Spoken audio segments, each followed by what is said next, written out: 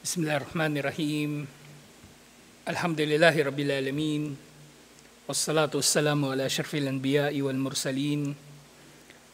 Nabiyina Muhammadin wa ala alihi wa sahbihi ajma'in. Assalamualaikum warahmatullahi wabarakatuh.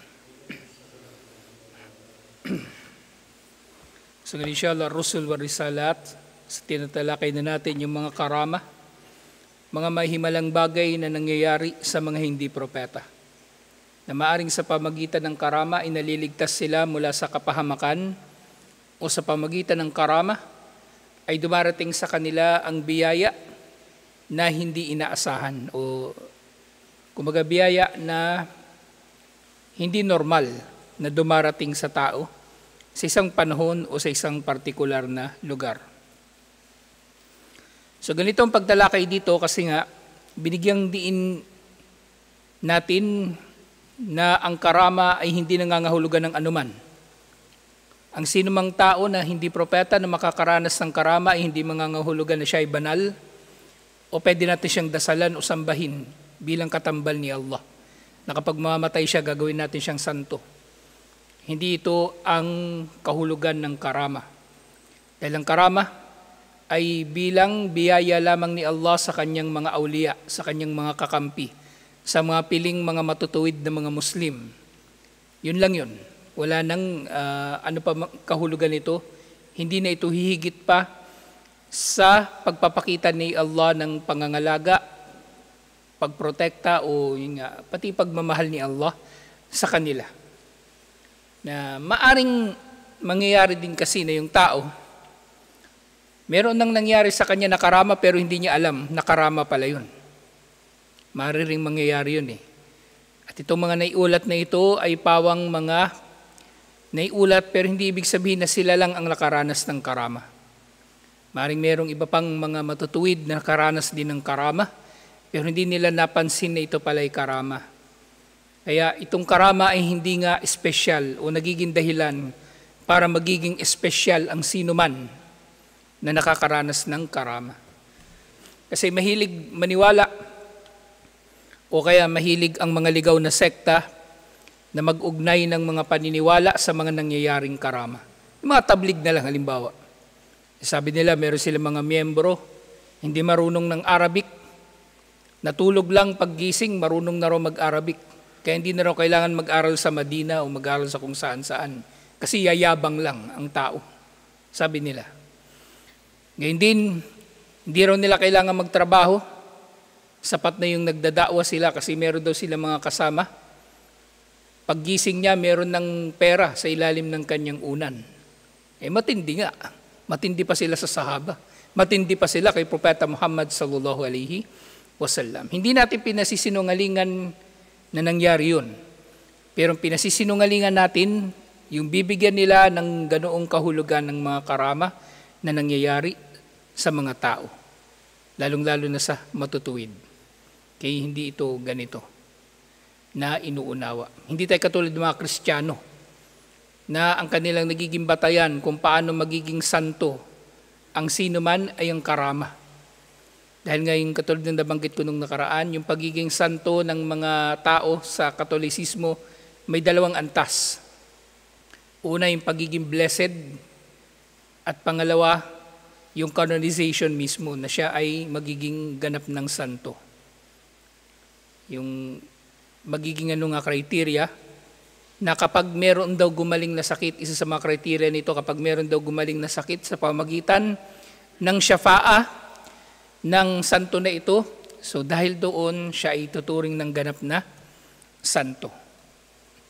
Kasi yung iba pang mga karama na maaaring nangyari buhay pa siya, ay sapat ng dahilan naman para siya ay maituring na kandidato sa pagiging santo.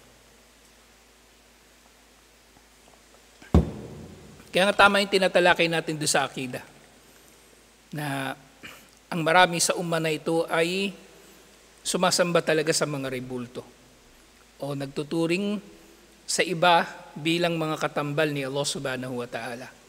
Kasi nga yung kabilang dito na nagiging fit na sa umma na ito, ang pagmamalabis ng ilang mga Muslim sa karama. Binibigyan nila ito ng kahulugan. na di umanong tao na ito ay banal o kaya kumukuha sila ng ahkam dito. Na yun nga, yung ginagawa ng tabligh, halimbawa yung sinasabi nila, hukom yun eh. Naghukom sila na hindi wajib mag-aral. Kasi pwede ka naman matuto, matulog ka lang, matututo ka na. Basta may niya. O hindi mo kailangan magtrabaho. Pagtulog mo, paggising mo, may pera ka na. Basta may niya. Eh mali yun. Maling-mali. Kaya ngayon, huling pagtalakay dito sa karama, alhamdulillah, al-istikamatu a'damu karama. Ang istikama ang pinakadakilang karama ni Allah sa mga matutuwid na mga alipin niya. Istikama, ibig sabihin pagiging matuwid. The fact na nagiging matuwid ka, yan pa lang mismo ay karama na at hindi lang basta-bastang karama. Ito ang pinakadakilang karama ni Allah sa sinuman. Na ang Muslim, ang mananampalataya ay magiging matuwid. Hindi yung mga pinagmamalaki nilang mga nangyari sa kanilang mga sheikh, sa kanilang mga maulana, sa kanilang mga awliya, sa kanilang mga santo. Hindi yun ang karama na may tuturing natin pinakadakila. Kahit yung maulana pa nila maglakad sa tubig, yung maulana nila magpagaling ng may sakit, yung maulana nila nakakasagot sa kanila kapag sila ay humihiling dito, nagdadasal dito. Hindi. Al-istikamatu a'damu karama. Ang pagiging matuwid ng sino man, ito ang pinakadakilang karama ni Allah sa sino man. Ito. Kaya huwag iisipin ng tao na porke merong tao na nakaranas ng karama na kumbaga may nangyari sa kanya na kakaiba, na halimbawa may nangyari sa kanya na dahil dito naligtas ang kanyang buhay o kaya ay nagkamit siya ng isang biyaya, yun ang matinding karama at dahilan ng siyang o dahilan ng pagiging banal niya, hindi. Ito pa rin ang istikama. At maaring ito nga karama, yung nga katulad nung karama na sinasabi ko kanina na maaring nangyari sa tao pero hindi niya napansin na karama pala. At kabilang ito doon na karama ni Allah ang pagiging matuwid ng mananampalataya, karama na dapat natin ipagpasalamat at dahil dito tayo ay higit pang magiging magpagpakumbaba kay Allah, insyaallah. Laysatil karama dalilan ala tafdili hadal mu'ta ala gayrihi. Na ang mga karama na ito na mararanasan nino man ay hindi dalil o batayan na siya ay nakahihigit sa sino man. Yung nga, katulad ng ginagawa ng mga ligaw na sekta. Masyado nilang sinisensationalize, pinapalaki yung mga kwento ng kanilang mga sheikh kuno, mga maulana kuno, na di umano si ganito nakaranas ng ganitong karama, si ganyan nakaranas ng ganyang karama. Na, yun nga, ang dahilan nila doon para gawin ng mga ito nakatambal ni Allah. Hindi para pagkuhanan ng aral. Hindi para maka-inspire. Hindi.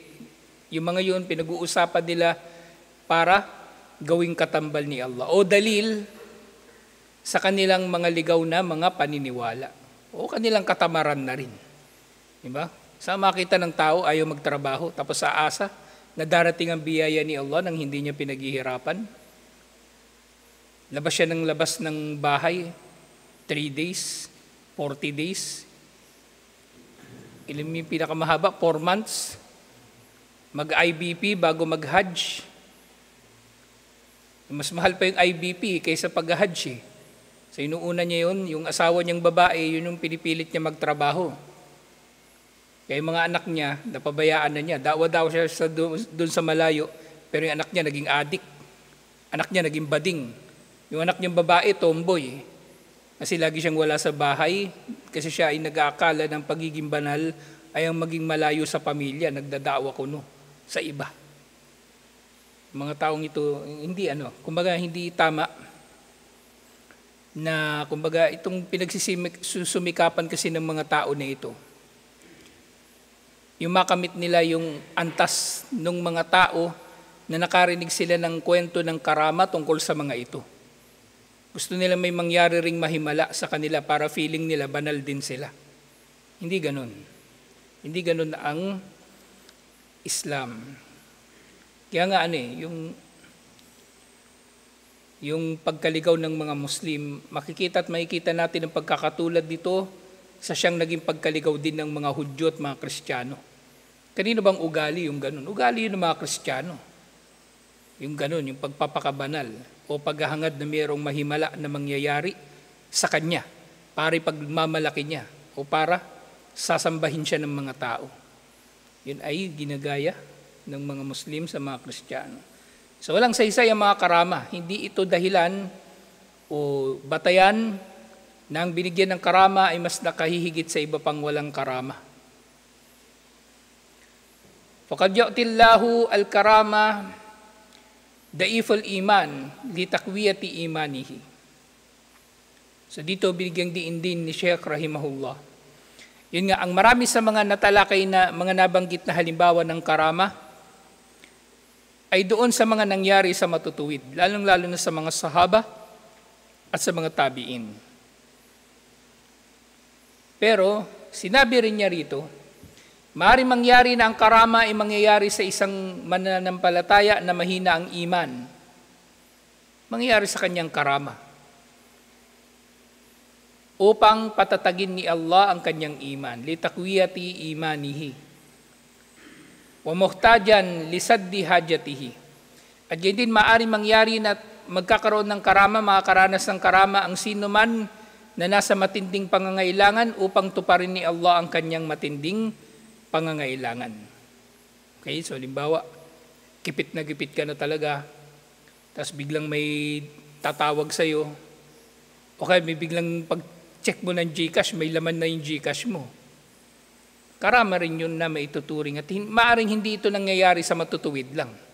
Kahit sa mga makasalanan, maaring mangyayari ito.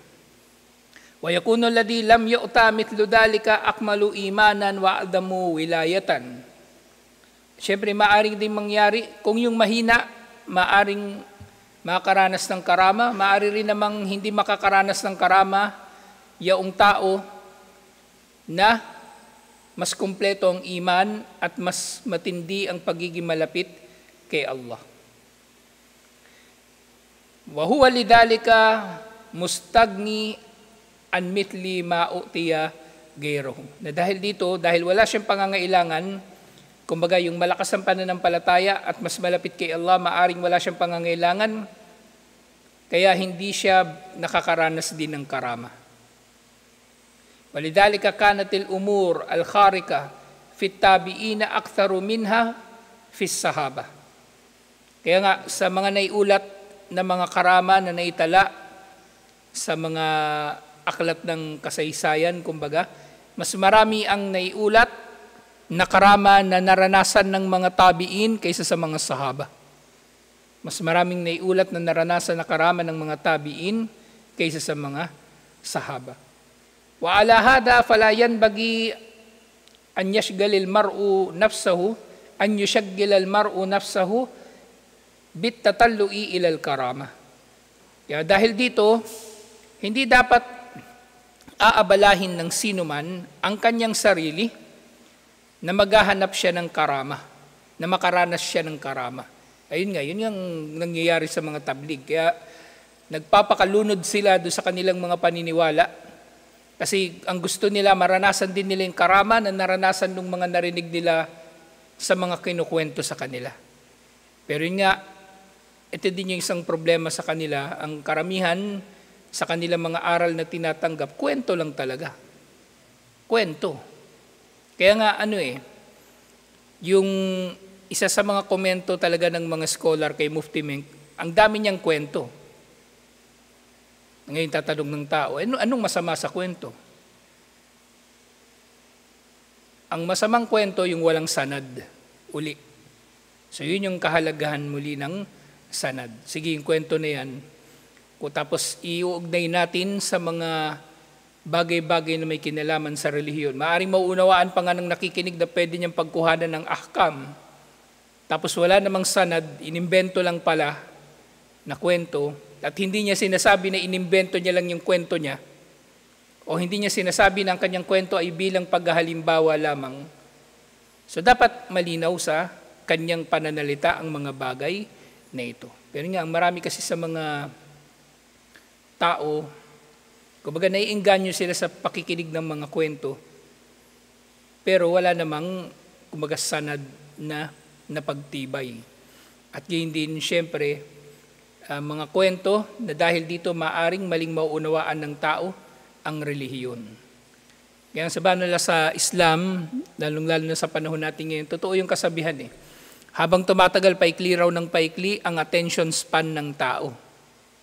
Paikli ng paikli. Lalo na ngayon, nauso yung TikTok, segundo lang. Yung Facebook, naglabas ng Reels, segundo lang din. Kaya yung mga vlogger, sinasamantalan nilang ganito, yung short form na content, at doon sila sumisikat. Pero ang nangyari, na sakripisyo ang Islam. Kasi mga tao, nasanay na sila sa short form, ngayon yung mga mahabang lecture, minumura nila. Sa YouTube, binabasa ko minsan yung mga comment doon, nabubisit ako eh. Kung ano-anong comment doon na hindi maganda.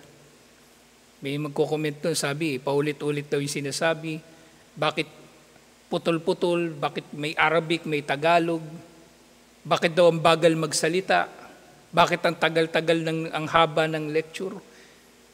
Gusto ko sanang i-comment, pinipigil ko lang ang sarili ko, wala nang kwentang mag-comment kasi gusto ko sanang sabihin sa kanila, yung lecture ko po kasi, hindi yan pambobo, pang matalino to, kaya ganito, hindi mo maintindihan. Gusto ko sabihin ganun na lang eh. Kasi ganun naman talaga, pero wala nang saysay. Ano pang aasahan natin sa tanga, liban na lang sa katangahan? Ano pang aasahan natin sa bobo, liban sa kabubuhan? Diba? Ano pang aasahan natin sa antukin? Hindi ikaw yun Liban na lang sa matulog, kumbaga. So, iniyaan ko na lang. Yung mali na yung focus ng marami sa mga Muslim ngayon. So gusto ng mga tao maging piling banal na kapag sinusubaybayan nila yung sikat na mga ngaral, piling nila magkaantas sila nung sikat na mga ngaral na yun. Kapag hindi sikat yung mga ngaral, dadaan-daanan ka lang, di ka papansinin. Bahala sila sa buhay nila. So hindi ko isasakripisyo yung relihiyon na ito. Kaya ko magpasikat pero hindi ko gagawin yun. Baga, nasubukan ko kasi yung kahit nandito na ako, nag-record ako ng mga short na video, di ba, dati. Diyan sa Sapa, kung saan ako nakarating. Pero naisip ko naman, kung ganito yung lecture, sige, may kiligan yan. Pero mas mainam yung ganito yung mas mahaba yung lecture para mas malalim at mas malawak na matatalakay yung mga bagay-bagay, insyaAllah. Kasi ang problema sa mga short form na content, minsan, mas maraming tanong ang nabubuo sa nakikinig kaysa sa tanong na nasasagot. Magpo-post ka. Kaya bihira na rin ako mag-post sa Facebook Di minsan magpo-post ako sa Facebook yung usually pink yung background ko May mga tao, may mga tanong, anong dalil, nainis ako sa ganong tanong alam nila na hindi magkakasya yung mahabang paliwanag sa ganong kaikling post. Maghahanap pa ng kung ano-ano. Kaya bihira na mag-post ng ganon. So mas okay itong ganito. Inshallah. Kahit konti yung tumatangkilik, okay lang. At least matino natin na naipapahayag ang relihiyon. Inshallah. So ngayon mga tao, hindi nila dapat na inaabala yung kanilang mga sarili sa paghahangad na sila ay makaranas ng karama. Kasi walang hindi yan batayan ng anuman. Na porke nakaranas ka ng karama, makakapasok ka na sa paraiso. Hindi rin. O wala kang naaalala na nangyari sa buhay mo na karama, impyerno ka na, hindi rin. Utak kupar yan, utak kristyano yan, yung ganyan. Na dapat meron kang maranasan na kababalaghan o mahimala sa buhay mo para maramdaman mo na totoo kang kristyano. Pero sa atin hindi ganun. Walang anumang espesyal sa karama.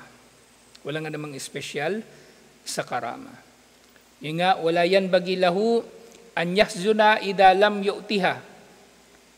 Hindi marapat sa Muslim na kapag hindi siya nakaranas ng karama ay malulungkot siya.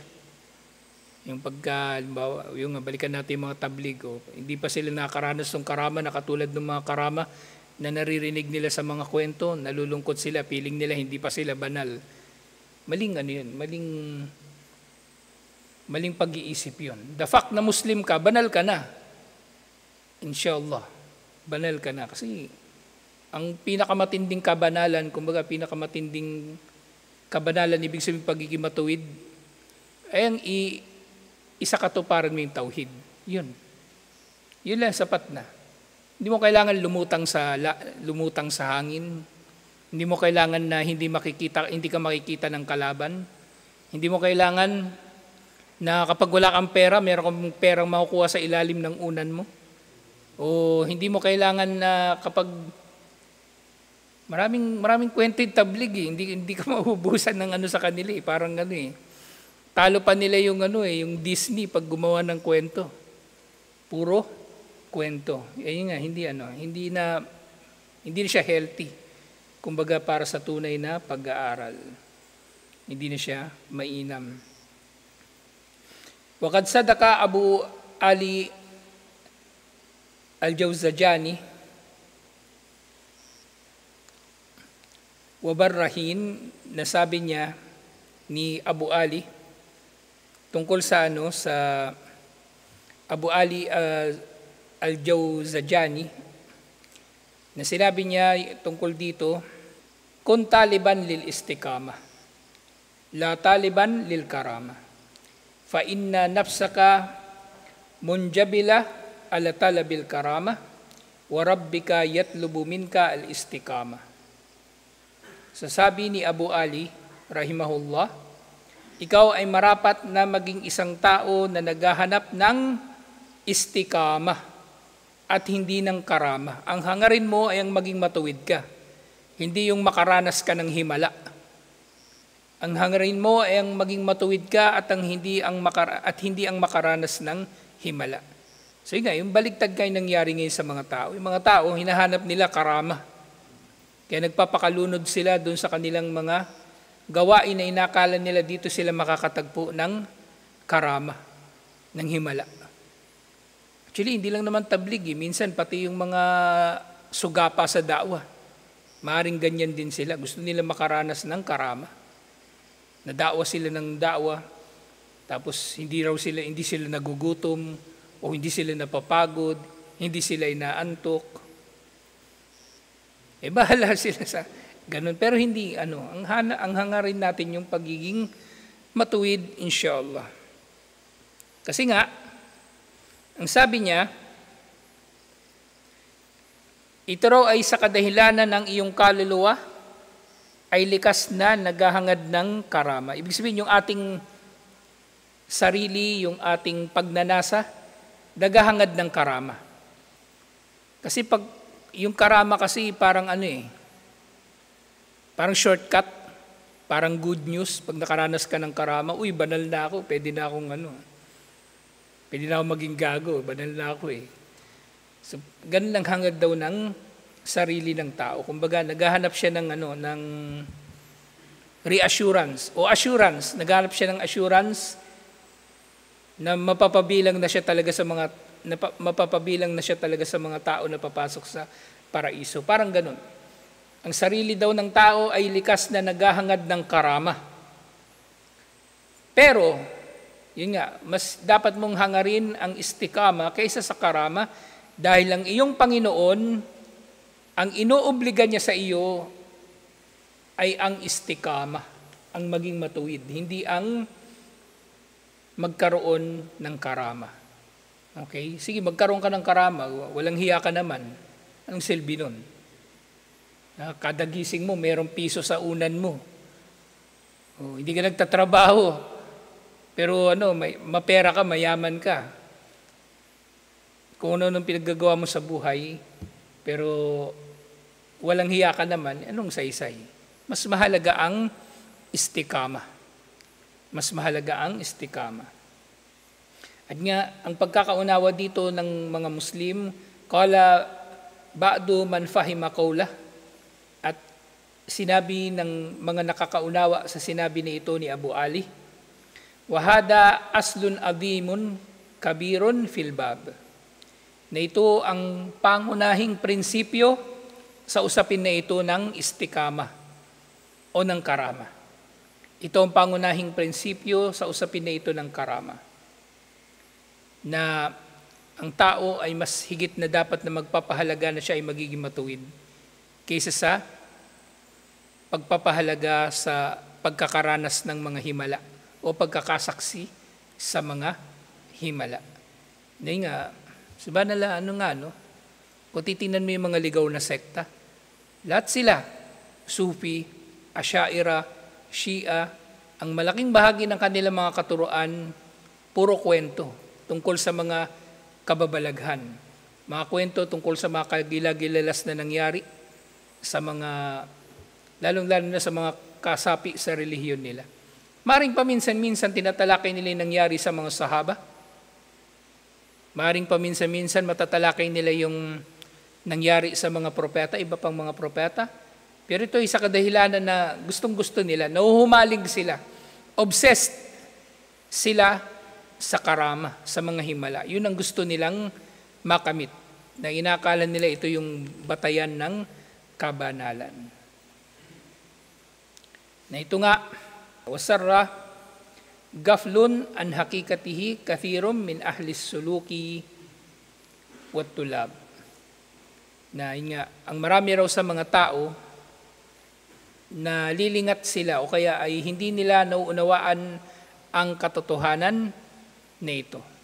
Kahit yung mga tao na naghahangad ng katotohanan o kahit yung mga mag-aaral, hindi nila lubusang nauunawaan ang katotohanan na mas dapat na hangarin ng tao ang pagiging matuwid kaysa sa paghahangad ng pagkakaranas ng karama mula kay Allah. Mas mahalagang maging matuwid kasi makaranas ka ng mga himala o ng mga kababalaghan sa iyong buhay.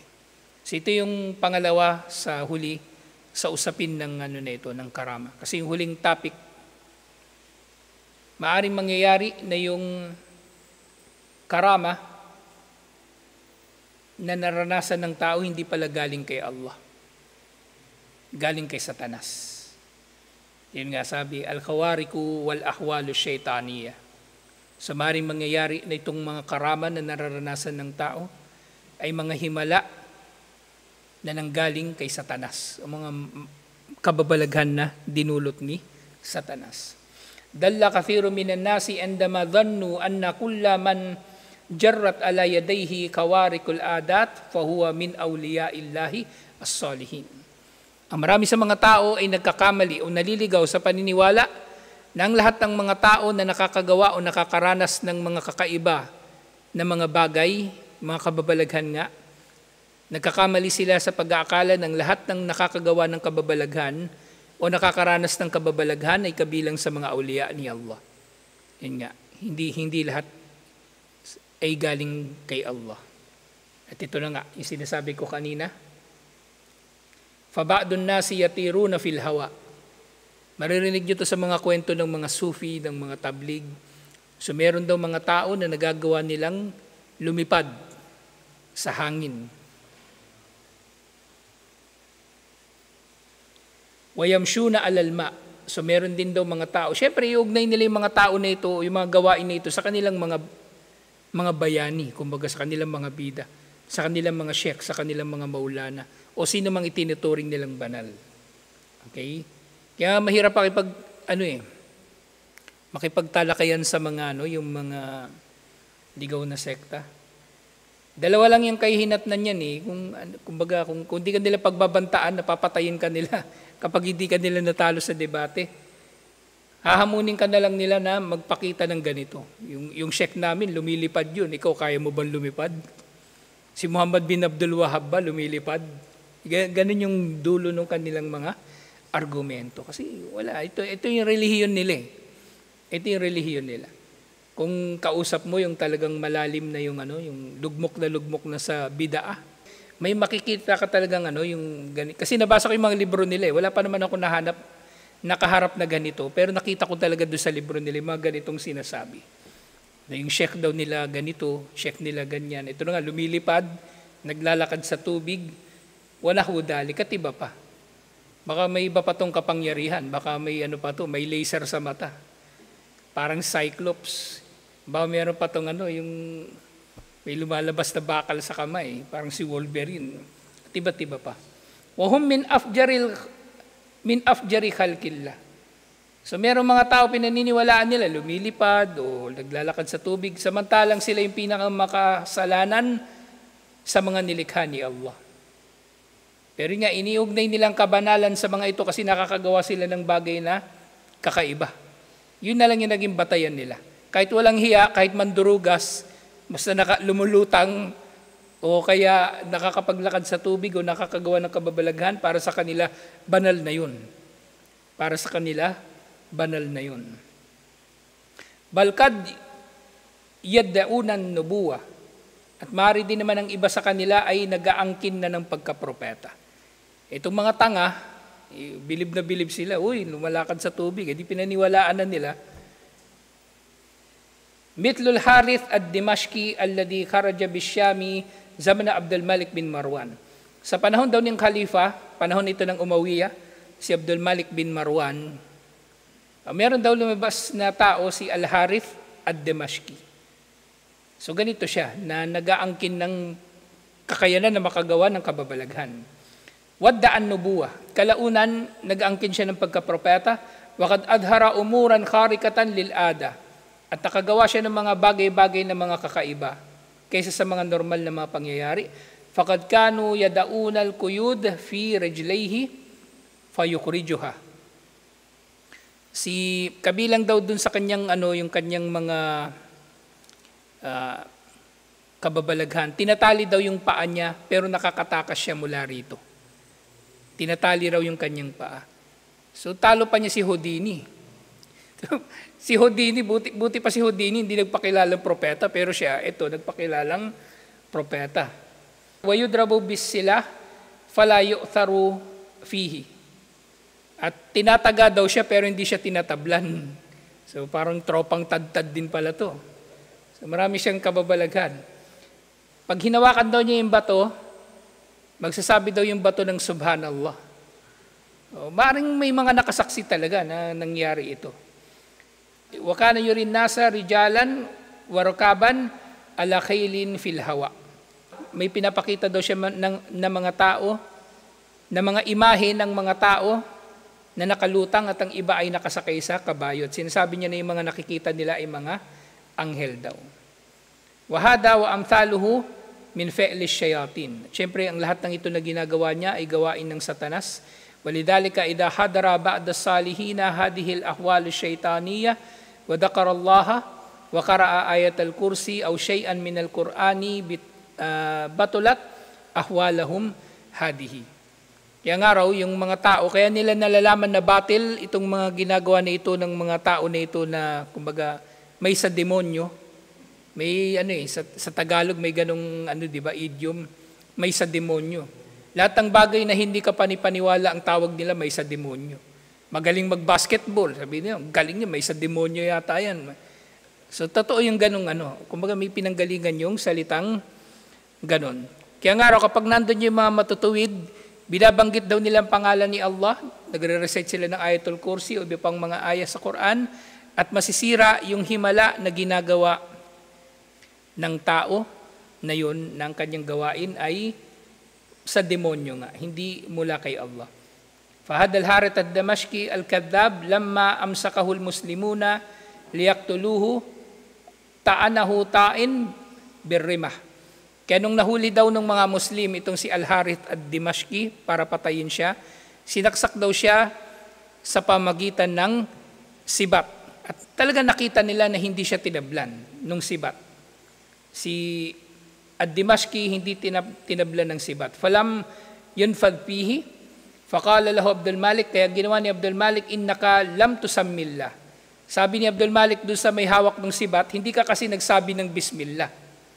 Fasammillah, kaya sabihin mo bismillah. Fata'anahu faqatalahu. Sa pamagitan ng bismillah, bago siya sinaksak ng sibat, ay napatay nga nila itong si ad-Dimashqi. Siyempre, ganun din yung Dajjal, gagawa din siya ng iba pang mga katulad nito. At marami pang ibang mga tao na katulad nito. So tutuloy natin ito inshallah. Assalamualaikum warahmatullahi wabarakatuh.